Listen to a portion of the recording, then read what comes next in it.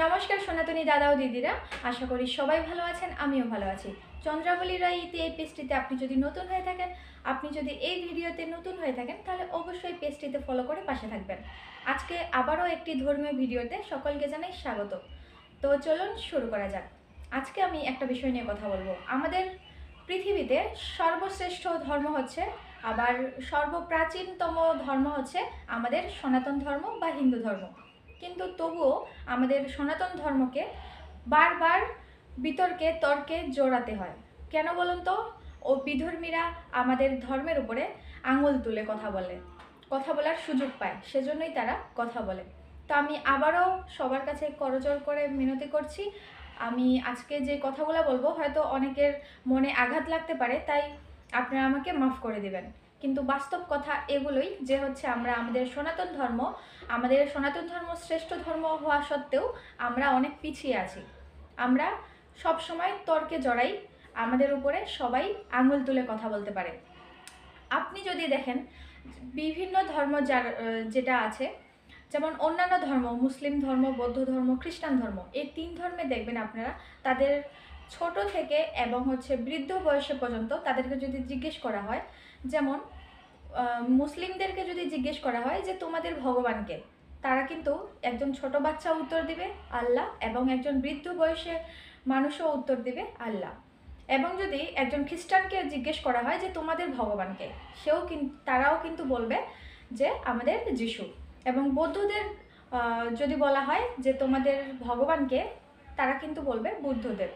কিন্তু আমাদের সনাতন ধর্ম বা আমাদের হিন্দু ধর্মের কাউকে যদি ছোট হোক বা বড় হোক, যদি তাদেরকে জিজ্ঞেস করা হয় যে আমাদের ভগবানকে, তারা কিন্তু কনফিউশনে পড়ে যায়। তারা কি বলবে? তৎক্ষণাৎ বলবে শ্রীকৃষ্ণ, নাকি বিষ্ণুদেব, নাকি ব্রহ্মাদেব, নাকি আমাদের মহাদেব, নাকি এরকম ধরনের চিন্তা ভাবনার মধ্যে তৎক্ষণাৎ পড়ে যায়।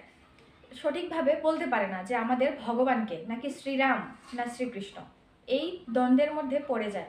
কিন্তু আপনি অন্যান্য ধর্মে দেখবেন তাদের ছোট বাচ্চাও যেই বলে হ্যাঁ আমাদের মুসলিমদেরকে বলবেন, তারা বলবে হ্যাঁ আমাদের ধর্মের একজনেই ভগবান রয়েছে, সে হচ্ছে আল্লাহ। এবং বৃদ্ধ মানুষও বলে যে আমাদের ধর্মের একজনেই ভগবান রয়েছে, তিনি হচ্ছেন আল্লাহ। এই যে আমাদের ধর্মের ছোট হোক বড় হোক, কাউকে যদি আপনি হঠাৎ করে জিজ্ঞেস করেন, বলতে পারে না। আর এই বলতে না পারার কারণ এবং আমাদের যে আরও দেবতা বা দেবদেবী রয়েছে, তাদেরকেই আমরা ভগবান মনে করে থাকি। আরেকটা বিষয় দেখবেন, তাদের যদি কোনো অন্যান্য ধর্মের তাদের যদি কোনো অসুস্থ হয় বা তাদের বিভিন্ন ক্ষেত্রে দেখবেন তারা একজনকেই স্মরণ করে। আমরাও একজনকেই স্মরণ করি, কিন্তু আমরা সঠিকভাবে জানি না, চিনি না তিনি আসলে কে। আমরা মনে করি হ্যাঁ আমাদের যত দেবতা বা দেবদেবী রয়েছে তাদেরকে আমরা ভগবান মনে করে পূজা অর্চনা করি। কিন্তু আদৌ কি এটা সত্য?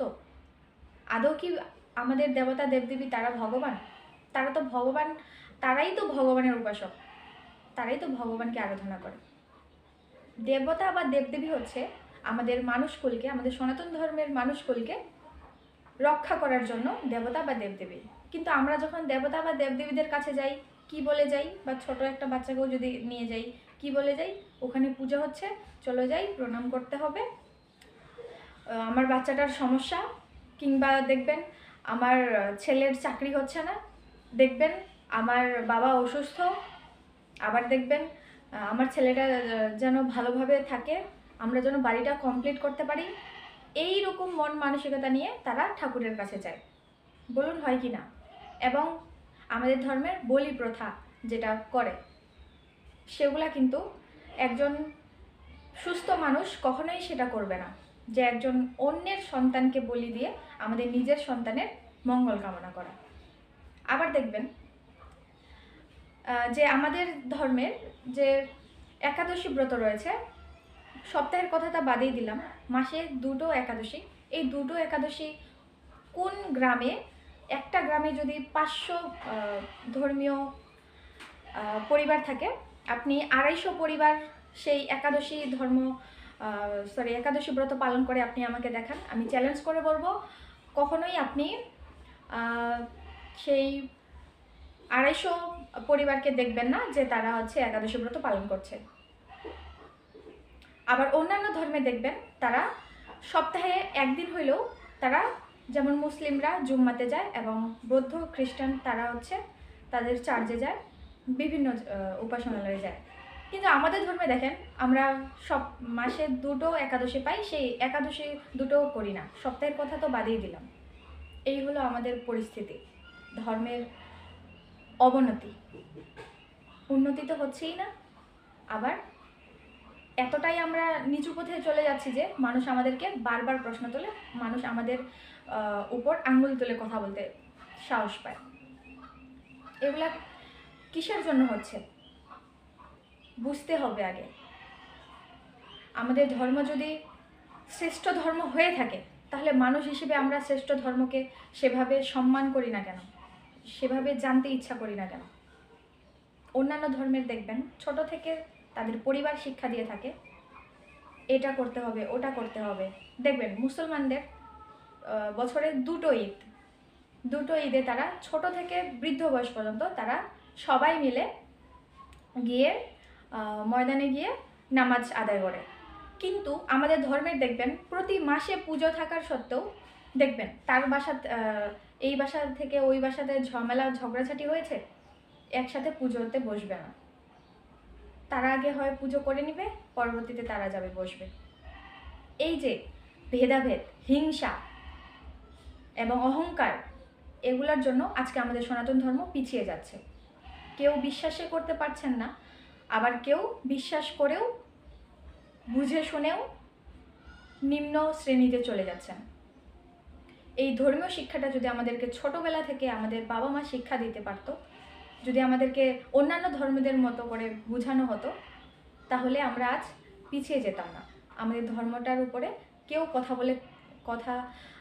আঙ্গুল দেখিয়ে কথা বলতে পারতো না, আমরা তাদেরকে সঠিক জবাবটা দিতে পারতাম। কিন্তু সেটা না হয়ে আমরা এখন বড় হচ্ছি, যারা তরুণ তরুণী রয়েছি, তারা নিজের থেকে যেটা ধর্ম সম্পর্কে বুঝতেছে সেটাই করতেছে। কিন্তু অন্যান্য ধর্মে যেভাবে উপাসনালয়ে যায় ছোটবেলা থেকে, আমাদের ধর্মে কি যায়? বিভিন্ন জায়গায় দেখবেন মন্দির ভিত্তিক স্কুল রয়েছে, কতটা বাচ্চা যায় বলুন? শুধু স্কুলেই থেকে যায়। গীতাপাঠ স্কুলে, কোনো গ্রামে দেখবেন স্কুল নাই, গীতাপাঠ স্কুলে যায় না। তাই অন্যান্য ধর্মের মানুষ যখন আমাদের ধর্ম নিয়ে কোনো প্রশ্ন তুলে, আমরা সঙ্গে সঙ্গে উত্তর দিতে পারি না, জবাব দিতে পারি না, থতপত খেয়ে যাই। আর অন্যান্য ধর্মদেরকে আপনি জিজ্ঞেস করবেন, একটা ছোট বাচ্চাও উত্তর দিয়ে দিতে পারবে। সবশেষে আমি এটাই বলবো যে পরিবারের শিক্ষাটা হচ্ছে মেন শিক্ষা। আপনারা যারা গুরুজন রয়েছেন অবশ্যই আপনাদের সন্তানদেরকে এবং পরবর্তীতে যারা বড় হবে তাদেরকে অবশ্যই ধর্মীয় শিক্ষাটা পরিবার থেকে নিতে হবে। পরিবার থেকে আপনার সন্তানকে ছোট থেকেই শিক্ষা দিন, আমাদের ধর্ম সম্পর্কে বিকাশ ঘটান এবং হচ্ছে আমাদের এই সনাতন ধর্মের অস্তিত্ব টিকিয়ে রাখার জন্য, শ্রেষ্ঠ ধর্মকে টিকিয়ে রাখার জন্য সবাই নিজের নিজের স্থান থেকে এগিয়ে আসুন এবং ধর্ম প্রচার করুন। ধর্মের নামে ভণ্ডামি না করে সঠিকতা জানুন এবং সকলকে জানার সুযোগ করে দিন। তো আজকে এটাই বলার ছিল সবাইকে। ভুল কিছু বলে থাকলে মাফ করবেন। সবাইকে নমস্কার। হরে কৃষ্ণ, জয় শ্রীরাম।